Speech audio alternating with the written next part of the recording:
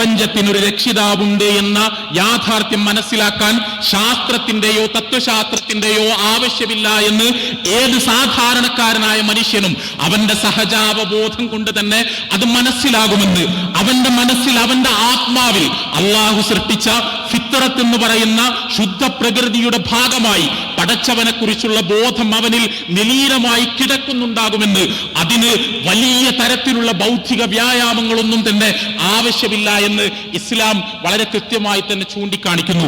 ഫഅഖിം വജ്ഹക ലിദ്ദീനി ഹനീഫ, നീ നിന്റെ മുഖം ഈ മതത്തിലേക്ക് വക്രതയില്ലാതെ തിരിച്ചു വെക്കുക. ഈ മതം എന്ന് പറയുന്നത് എന്താണ്?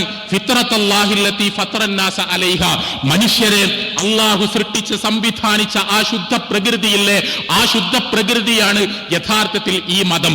ലാ തബ്ദീല ലിഖൽഖില്ല, അള്ളാഹുവിന്റെ സൃഷ്ടി വ്യവസ്ഥയിൽ ഒരു തരത്തിലുള്ള മാറ്റങ്ങളും ഉണ്ടാകുന്നില്ല, അതിലൊരു തരത്തിലുള്ള അഴിമതിയും നടക്കുന്നില്ല.